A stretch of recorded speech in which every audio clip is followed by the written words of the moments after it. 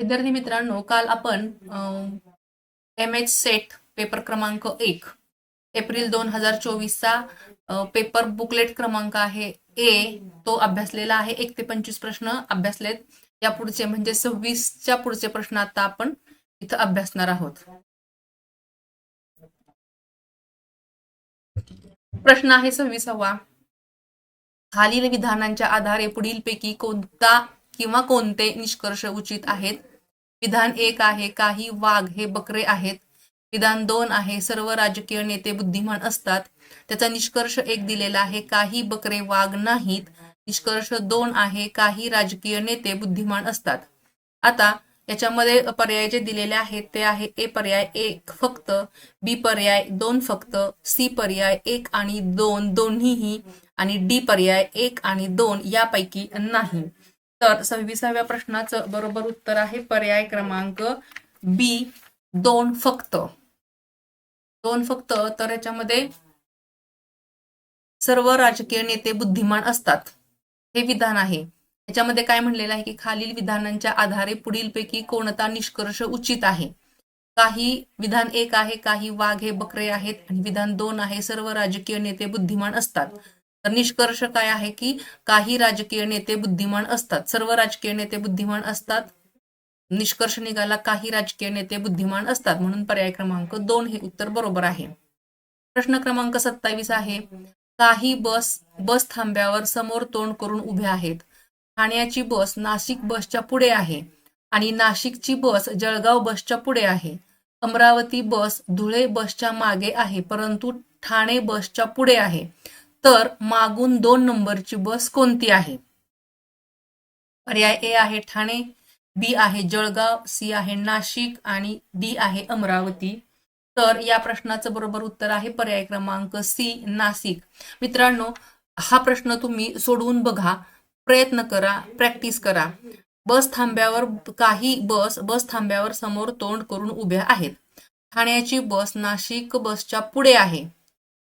काढून घ्या कुठली बस कुठल्या बसच्या पुढे आहे. नाशिकची बस जळगाव बसच्या पुढे आहे, तेही टिप्पण करून घ्या. अमरावती बस धुळे बसच्या मागे आहे, परंतु ठाणे बसच्या पुढे आहे. म्हणजे तुम्ही आता अंदाज लावा अमरावती बस कुठं लावायची आहे. धुळे बसच्या मागे आणि ठाण्याच्या बसच्या पुढे आहे. ठाण्याची बस ही नाशिकच्या बसची पुढे आहे, नाशिकची बस ही जळगावच्या बसच्या पुढे आहे. तर मागून 2 नंबरची बस ही नाशिक बस येईल, हे लक्षात ठेवा. अशा पद्धतीनं तुम्ही चिन्हाणी किंवा खुणा करून मांडून घ्या एका पुढे एक, तर तुम्हाला त्याचं उत्तर सहजपणे मिळणार आहे. प्रश्न क्रमांक 28, एका सांकेतिक भाषेत जर JKLM चे रूपांतर OSVX असे आहे, तर त्याच भाषेत DEFG चे रूपांतर काय असेल? पर्याय ए ILNQ, बी JLNP, सी KMOR आणि डी IMPR. तर या 28व्या प्रश्नाचं बरोबर उत्तर आहे पर्याय क्रमांक डी IMPR. एक सांकेतिक भाषा जी आहे, आता इथं सर्वात प्रथम ABCDEFGLMN पर्यंत काढून घ्यायचे आणि त्याच्या खाली M ते Z उलट काढत द्यायचं. मांडून झाल्यानंतर JKLM चे रूपांतर म्हणजे जे पासून के किती अंतरावरती आहे, एल किती अंतरावरती आहे आणि एम किती अंतरावरती आहे, म्हणजे ABCDEFGHIJKLM सलगच आहे. नंतर त्याचं रूपांतर OXVX असे आहे, म्हणजे त्याच्यामध्ये अंतर दिलेलं आहे का कसं आहे ते बघायचं आहे. आणि त्यानंतर DEFG, त्याच्या पुढचं त्याच पद्धतीनं यामध्ये जेवढं अंतर असणार आहे, OP, O नंतर P सोडून दिलेला आहे, QRS आला, असं मध्ये किती गॅप येत आहे ते पाहायचं. म्हणजे PQRS OPQR म्हणजे मध्ये 3 अक्षर गाळल्यानंतर S आलेला आहे. TUV मध्ये 2 अक्षर गाळल्यानंतर V आलेला आहे आणि लगेच X आलेला आहे. म्हणजे 3, 2 आणि लगतचा 1 अशा पद्धतीनं हे मांडणी आहे. त्याच पद्धतीनं पुढचं उत्तर आलं पाहिजे, ते आहे IMPR, म्हणून डी पर्याय बरोबर आहे. तुम्ही मांडून हे सोडवून पाहू शकता. हाच म्हणजे तुम्हाला त्याचा सराव होईल. प्रश्न क्रमांक 29 आहे. एका सांकेतिक भाषेत जर DAC बरोबरचा संकेतांक 635 असा होतो तर FEG चा संकेतांक काय असेल? 29वा प्रश्न. पर्याय ए आहे 8, 7, 9. पर्याय बी आहे 6, 7, 8. पर्याय सी आहे 5, 8, 7 आणि डी आहे 8, 9, 7. तर या 29व्या प्रश्नाचं बरोबर उत्तर आहे पर्याय क्रमांक ए 8, 7 आणि 9. तर हा DAC चा संकेतांक त्यांनी इथं दिलेला आहे. त्याच पद्धतीनं आता पुढे तुम्ही सोडवत गेलं पाहिजे. म्हणजे ABCD हे जर मांडलं तर ए चा संकेतांक 3 आहे, सी चा संकेतांक आहे 5 आणि डी चा आहे 6, म्हणजे बी ला 4 येणार. मग त्यांनी पुढे काय दिलेलं आहे एफ, ई आणि जी.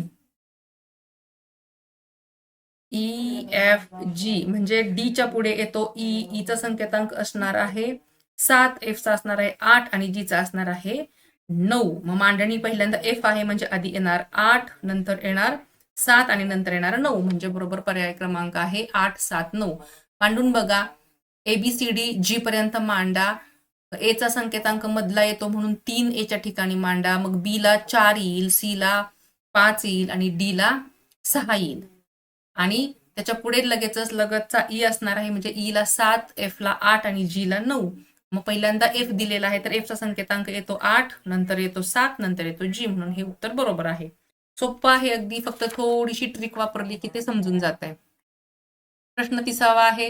दक्षिणेकडे तोंड करून विराट 15 मीटर चालतो आणि तो नंतर स्वतःच्या उजवीकडे वळून 10 मीटर चालतो. त्यानंतर तो उजवीकडे वळून 15 मीटर चालतो, नंतर तो डावीकडे वळून 15 मीटर चालतो, तर तो कोणत्या दिशेला तोंड करून आणि मूळ ठिकाणापासून किती अंतरावर उभा असेल? सरळ सरळ हे करायचं. वरच्या बाजूला उत्तर दिशा असते, त्याप्रमाणे ते सूत्र मांडून घ्यायचं, आखून घ्यायचं, वरच्या बाजूला कोन करायचा आणि क्रॉसचं चिन्ह काढून घ्यायचं. एक रेषा अशी उभी मारायची आणि आडवी मारायची. वरच्या बाजूला उत्तर दिशा येते. त्याच्यानंतर ह्या मधल्या छोट्या रेषा मारून घ्यायच्या. उत्तर दिशा ठरवण्यासाठी उ, ई, पू, आ, द, न, प, वा हे सूत्र लक्षात ठेवायचं. म्हणजेच उ, ई, पू म्हणजे उत्तर, ईशान्य, पूर्व, आग्नेय, दक्षिण, द, न, प, वा, पश्चिम, नैऋत्य वगैरे हे सगळ्या 8 दिशा येतील. आणि मग त्याप्रमाणे तो कुठं दक्षिणेकडे तोंड करून उभा राहिला म्हणजे आपली दक्षिण दिशा ह्या खालच्या बाजूला येणार आहे. तो दक्षिणेकडे तोंड करून उभा राहिल्यानंतर 15 मीटर चालत गेला. नंतर तो स्वतःच्या उजवीकडे वळाला, म्हणजे डावं उजवं बघून घ्यायचं आहे. स्वतःची उजवी बाजू कोणती येणार आहे? तो दक्षिणेकडे तोंड करून चालल्यानंतर उजवी बाजू ह्या साईडची येणार आहे. 10 मीटर चालतो, नंतर तो उजवीकडे वळून 15 मीटर चालतो, डावीकडे वळून पुन्हा 15 मीटर चालतो, तर तो कोणत्या दिशेला तोंड करून आणि मूळ ठिकाणापासून किती अंतरावरती असेल? पर्याय आहेत. पर्याय क्रमांक ए पूर्व 15 मीटर, बी पश्चिम 25 मीटर, सी उत्तर 15 मीटर आणि डी दक्षिण 40 मीटर. तर ह्या 30व्या प्रश्नाचं उत्तर आहे बी पश्चिम 25 मीटर, म्हणजे बरोबर आहे. वरच्या बाजूला उत्तर दिशा असेल तर तो दक्षिणेकडे तोंड करून उभा राहिला, नंतर तो 15 मीटर चालत आला दक्षिणेकडे, नंतर तो स्वतःच्या उजवीकडे वळला म्हणजे इकडे गेला, वळून 10 मीटर चालला, त्यानंतर उजवीकडे पुन्हा वळला, 15 मीटर चालतो, नंतर डावीकडे वळून 15 मीटर चालतो, म्हणजे त्याचं तोंड हे पश्चिमेकडे होतं आणि तो 25 मीटर अंतरावरती असेल. कारण सुरुवातीला तो 10 मीटर वळाला, त्यानंतर तो उजवीकडे वळून 15 मीटर चालला, नंतर डावीकडे पण तो 15 मीटर चालला, म्हणजे ह्या दोन्ही 15चे अंतर धरायची गरज नाही, एकच 15 मीटर धरणार आणि हे 10 मीटर असं मिळून तो 25 मीटर चालला. सोपं आहे, फक्त तुम्ही थोडंसं लक्ष द्या म्हणजे होऊन जाईल. आता हा 31 ते 32 हे प्रश्न पुढील माहितीवर आधारित आहेत. तर आपण माहिती वाचूया. भारतामध्ये ठराविक वर्षात विविध ठिकाणी भेटी देणाऱ्या परदेशी प्रवाशांची माहिती पुढील सारणीमध्ये दिलेली आहे. आकडे लाखामध्ये आहेत. सारणी दिलेली आहे, प्रकार आणि ठिकाण इथं दिलेलं आहे. अमेरिकन म्हणजे देशांची नावं आहेत परदेशी प्रवाशांची, कुठल्या देशातून ते आलेले आहेत ते. अमेरिकन, इंग्लिश, फ्रेंच, इतर आणि एकूण. आणि आपल्या ठिकाणी म्हणजे भारतामध्ये जे ठिकाणं दिलेली आहेत त्या गावांची किंवा शहरांची नावं दिली आहेत.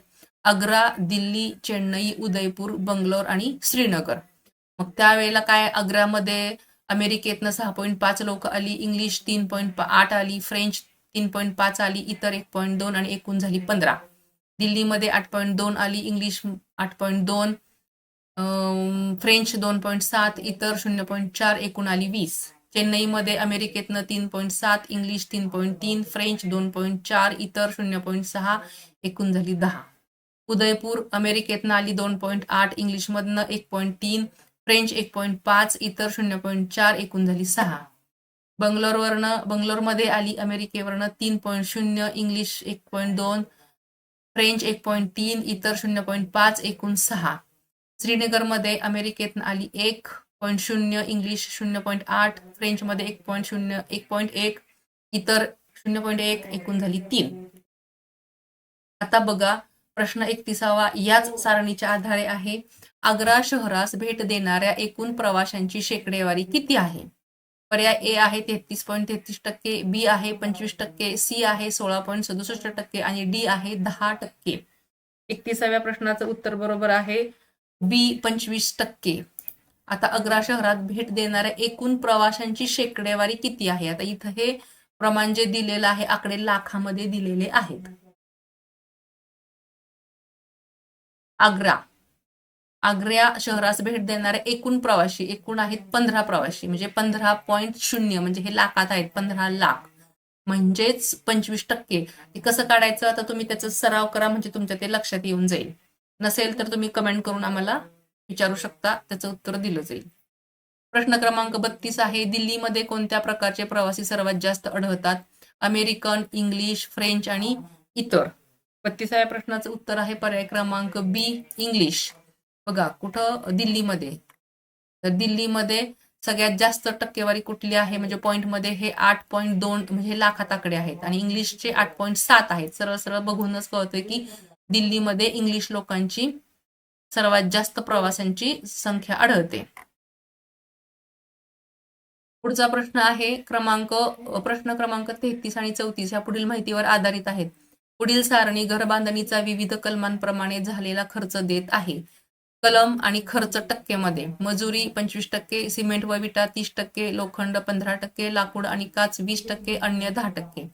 आता वरील सारणीमधील माहिती वर्तुळ चित्राच्या पाय डायग्रामच्या सहाय्याने दाखवायची आहे.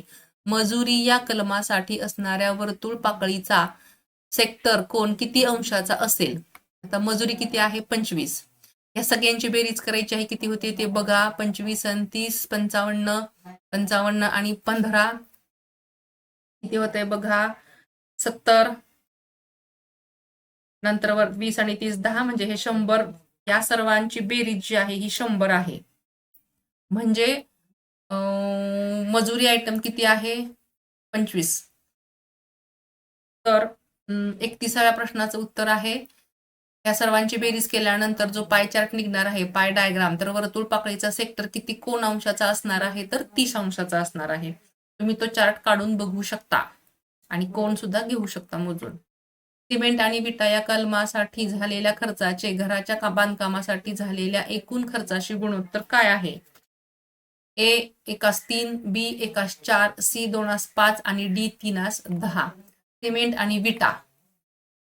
आणि विटा 30% खर्च झालेला आहे, तर त्याचं बीचं 1:4 प्रमाण आहे. पुढील प्रश्न आहे 35. XY प्रतलावर रेखाटले व सगळकचे बिंदू नितळ वक्राने जोडले. एक्स आणि वाय.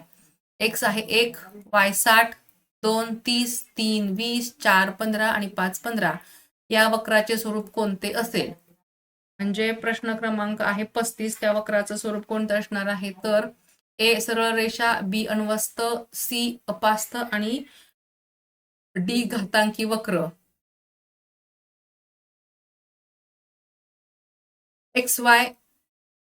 पुढील XY बिंदू XY प्रतलावर रेखाटले व सलगचे बिंदू नितळ स्मूथ वक्राने जोडले. आता XY जो असा आणि असा, म्हणजे काटकोणामधला जो प्रतल आहे तो काढायचा आहे. इकडं X म्हणा, इकडं Y म्हणा, 1 2 3 4 5 म्हणा, इकडं 60 काय असेल ते 60 30 20 15 किंवा 12 15 20 30 60, आणि ते सगळे बिंदू सोबत जोडायचे आहे. तर तो त्याचा वक्र येणार आहे जो अपास्त. वक्राचे स्वरूप हे अपास्त असेल. खालीलपैकी कोणती जोडी योग्य आहे? PXL डिजिटल कॅमेऱ्याचा फोकस मापनाचे एकक, HDD डिजिटल पडद्यांच्या उच्च स्पष्टतेचे एकक, kbps विदा डेटा हस्तांतर वेगाचे एकक आणि GHz डिजिटल उपकरणामधील स्मृती साठवणीचे एकक. कोणती जोडी योग्य आहे? इथं त्यांनी पिक्सेल डिजिटल कॅमेराचा फोकस मापनाचे एकक, HDD म्हणजे डिजिटल पडद्यांच्या उच्च स्पष्टतेचे एकक, KBPS हे विदा हस्तांतर वेगाचे एकक आणि GHz म्हणजे डिजिटल उपकरणांमधील स्मृती साठवणीचे एकक असं दिलेलं आहे. तर 36व्या प्रश्नाचं उत्तर आहे सी. ही जोडी बरोबर आहे. KBPS डेटा हस्तांतर करण्याचे एकक, करण्याच्या वेगाचे एकक आहे ते KBPS. त्यानंतर प्रश्न क्रमांक 37 आहे. हा संगणकावरती आधारित आहेत आणि संगणकावरती तुम्हाला 5 प्रश्न पडतात, म्हणजे तुम्हाला 10 मार्काचे प्रश्न संगणक या विभागावरती येत असतात. HTTP ऐवजी HTTPS अशी इंग्रजी अक्षरे ऍड्रेस बार मध्ये असणारी वेबसाईट तुम्ही जेव्हा वापरता तेव्हा तुम्ही पर्याय ए एक वेगवान इंटरनेट जुळणी वापरत असता, बी एक सुरक्षित संपर्क जोड वापरत असता, सी विदा हस्तांतराचा एकक मार्ग वापरत असता आणि डी स्मार्टफोनशी अनुरूप वेबसाईट वापरत असता. तर 37व्या प्रश्नाचं बरोबर उत्तर आहे पर्याय क्रमांक बी एक सुरक्षित संपर्क जोड वापरत असता. जेव्हा तुम्ही हा HTTPS अशी इंग्रजी ऍड्रेस बार मध्ये असणारी वेबसाईट जेव्हा तुम्ही वापरता तेव्हा एक सुरक्षित संपर्क जोड वापरत असता. प्रश्न क्रमांक आहे 38. इंटरनेटवरील खालील डिजिटल सेवा सर्वप्रथम सुरू झाल्याचे वर्ष या निकषावर खालीलपैकी कोणता पर्याय योग्य कालानुक्रम दर्शवतो?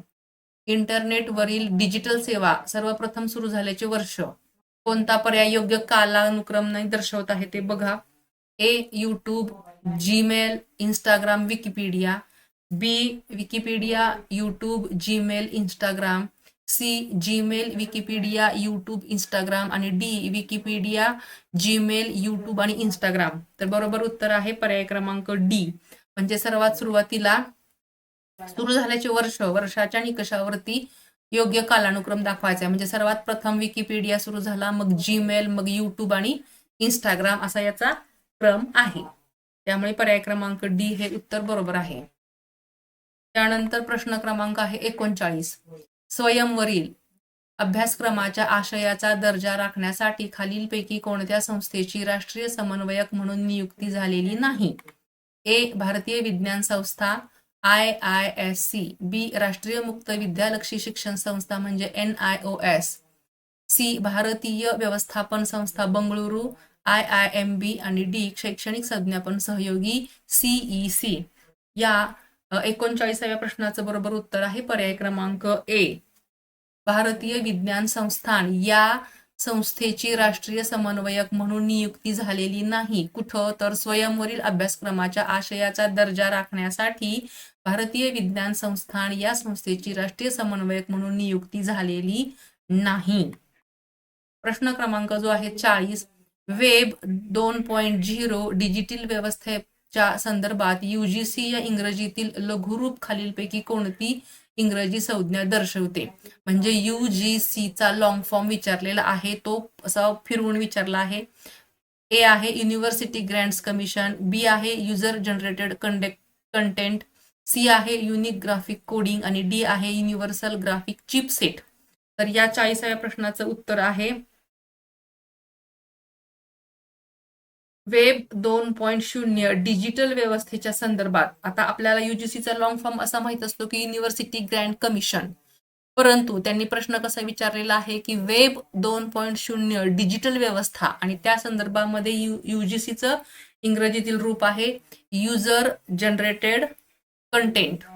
म्हणजे पर्याय क्रमांक बी युजर जनरेटेड कंटेंट. म्हणजे वेब 2.0 डिजिटल व्यवस्थेच्या संदर्भामध्ये युजर जनरेटेड कंटेंट याच्यामध्ये फसगत होण्याची शक्यता असते. UGC म्हणजे युनिव्हर्सिटी ग्रँट कमिशन आपण डोळे झाकून बघतो किंवा लिहूनच टाकतो, परंतु प्रश्न आहे की डिजिटल व्यवस्थेच्या संदर्भामध्ये युजर जनरेटेड कंटेंट हे उत्तर बरोबर आहे. पर्याय क्रमांक 41. संयुक्त राष्ट्रांनी सहस्त्राब्दी विकास उद्दिष्टे MDGs कधी स्वीकारली? ए 1990, बी 1995, सी 2000 आणि डी 2010. 41व्या प्रश्नाचं उत्तर आहे पर्याय क्रमांक सी 2000. संयुक्त राष्ट्रांनी सहस्त्राब्दी विकास उद्दिष्टे 2000 मध्ये स्वीकारलेली आहेत. नंतर पर्याय क्रमांक 42, शाश्वत विकास उद्दिष्टे साध्य करण्यासाठी निर्धारित वर्ष कोणते? ए 2020, बी 2025, सी 2030 आणि डी 2040. तर याचं बरोबर उत्तर आहे पर्याय क्रमांक सी 2030. शाश्वत विकास उद्दिष्ट साध्य करणाऱ्याचं निर्धारित वर्ष आहे 2030. प्रश्न क्रमांक 43, खालीलपैकी कोणता प्रकाश रासायनिक धुरव्याचा परिणाम आहे? खालीलपैकी कोणता प्रकाश रासायनिक धुरव्याचा परिणाम आहे? ए डोकेदुखी, डोळे, नाक, घसा यांची जळजळ, बी उदर आणि आतड्याचे विकार, सी मूत्रपिंडाचे विकार आणि डी हाडांचे विकार. 43व्या प्रश्नाचं उत्तर आहे ए डोकेदुखी, डोळे, नाक, घसा यांची जळजळ. म्हणजे प्रकाश रासायनिक धुरव्याचा परिणाम काय होतो? तर डोकेदुखी, डोळे, नाक, घसा यांची जळजळ. आणि ह्या पद्धतीचा प्रश्न बऱ्यापैकी प्रत्येक पेपरमध्ये असतोच. लक्षात ठेवा, काही प्रश्न वारंवार येतच असतात. संगणकावरील प्रश्न बऱ्यापैकी वारंवार येतच असतात. प्रश्न क्रमांक आहे 44, मातीमध्ये सूक्ष्मजीवांचे संरोपण करण्याच्या प्रक्रियेला काय म्हणतात? ए जैविक निर्गमन, बी जैविक उत्तेजना, सी सूक्ष्मजीव आवर्धित करणे आणि डी जैविक शिडकावा करणे. 44च्या प्रश्नाचं उत्तर आहे सी सूक्ष्मजीव आवर्धित करणे. मातीमध्ये सूक्ष्मजीवांचे संरोपण करण्याच्या प्रक्रियेला सूक्ष्मजीव आवर्धित करणे हे बरोबर आहे. प्रश्न आहे 45, सूर्यप्रकाशाच्या संपर्कात आल्यावर सौर पटलाचा कोणता घटक थेट विद्युत प्रवाह निर्माण करण्यास जबाबदार असतो? ए अखंड विद्युत पुरवठा यंत्र, बी अर्धसंवाहक सामग्री, सी परावर्तक आणि डी विजेरी संच. 45व्या प्रश्नाचं उत्तर आहे बी अर्धसंवाहक सामग्री. प्रश्न 46, पर्यावरण शिक्षण हे फक्त जाणीव जागृती व ज्ञान नव्हे तर त्यामध्ये टिंबटिंबचा विकासही अभिप्रेत आहे. ए सखोल ज्ञान, बी सैद्धांतिक ज्ञान, सी योग्य अभिवृत्ती आणि डी योग्य संकल्पना. तर 46व्या प्रश्नाचं उत्तर आहे पर्याय क्रमांक सी योग्य अभिवृत्ती. पर्यावरण शिक्षण हे फक्त जाणीव जागृती आणि ज्ञान नव्हे तर त्यामध्ये योग्य अभिवृत्तीचाही विकास अभिप्रेत आहे. प्रश्न क्रमांक 47, भारतीय शिक्षण व्यवस्थेचे सामान्यतः खालील विभाग केले जातात. हा सुद्धा प्रश्न, या विभागावरती सुद्धा प्रश्न येतच असतात. तर भारतीय शिक्षण व्यवस्थेमध्ये खालील प्रमाणे विभाग आहेत. ए वैदिक काळ, बौद्ध काळ, मुस्लिम काळ, ब्रिटिश काळ, स्वातंत्र्योत्तर काळ. बी हिंदू काळ, बौद्ध काळ, जैन काळ, मुस्लिम काळ आणि ब्रिटिश काळ. सी वैदिक काळ, रामायण काळ, महाभारत काळ, जैन काळ आणि ब्रिटिश काळ. डी उपनिषद काळ, पुराण काळ, बौद्ध काळ, मुस्लिम काळ आणि आधुनिक काळ. तर या 47व्या प्रश्नाचं उत्तर आहे ए. सुरुवातीचा होता तो वैदिक काळ होता, त्यानंतर बौद्ध काळ आला, नंतर मुस्लिम काळ आला, मग ब्रिटिश आले आणि मग स्वातंत्र्योत्तर काळ सुरू झाला. म्हणजे सर्वात सुरुवातीला वैदिक काळ होता, मग नंतर गौतम बुद्धांचा बौद्ध काळ आला, त्यानंतर मुस्लिमांचे आक्रमण झाल्यानंतर मुस्लिम काळ आला, मग ब्रिटिश आले आणि मग स्वतंत्रता मिळाली, त्यानंतर स्वातंत्र्योत्तर काळ आला. प्रश्न क्रमांक 48, पत्रव्यवहाराद्वारे शिक्षण व्यवस्थेत खालील गोष्टींचा समावेश होतो. ए फक्त मार्गदर्शक सूचना, बी फक्त सोडवलेली उत्तरे, सी मार्गदर्शक सूचना आणि सोडवलेली उत्तरे, डी मार्गदर्शक सूचना, सोडवलेली उत्तरे आणि प्रासंगिक व्याख्याने. तर या 48व्या प्रश्नाचं उत्तर आहे पर्याय क्रमांक डी. पत्र व्यवहाराद्वारे शिक्षण व्यवस्थेमध्ये मार्गदर्शक सूचना केल्या जातात, उत्तरं सोडवलेली असतात आणि प्रासंगिक व्याख्याने सुद्धा पाठवली जातात. प्रश्न क्रमांक 49, पहिल्या मुक्त विद्यापीठाची स्थापना 1969 मध्ये टिंबटिंब येथे स्थापन झाली. ए अमेरिकेतील शिकागो, बी इंग्लंडमधील मिल्टन केनिस, सी फ्रान्समधील पॅरिस आणि डी भारतातील दिल्ली. 49व्या प्रश्नाचं उत्तर आहे बी इंग्लंडमधील मिल्टन केनिस. पहिल्या मुक्त विद्यापीठाची स्थापना 1969 मध्ये इंग्लंडमधील मिल्टन केनिस येथे झाली. प्रश्न क्रमांक 50, मुस्लिम शिक्षण पद्धतीनुसार मदरसा हे टिंबटिंब केंद्र मानले जाते. ए प्राथमिक शिक्षण, बी माध्यमिक शिक्षण, सी उच्च शिक्षण आणि डी तांत्रिक शिक्षण. तर मुस्लिम शिक्षण पद्धतीनुसार मदरसा हे उच्च शिक्षणाचं केंद्र समजलं जातं. मदरसांमध्ये उच्च शिक्षण दिलं जातं असं समजलं जातं.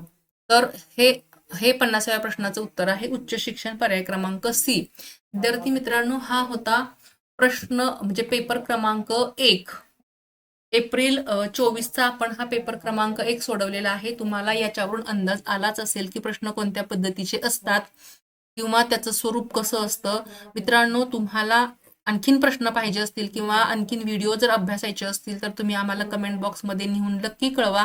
कारण त्यामुळेच तर आम्हाला तुम्हाला काय अपेक्षित आहे हे समजतं आणि त्याप्रमाणे आम्ही पुढचं प्लॅन ठरवत असतो किंवा पुढचा व्हिडिओ घेऊन येत असतो.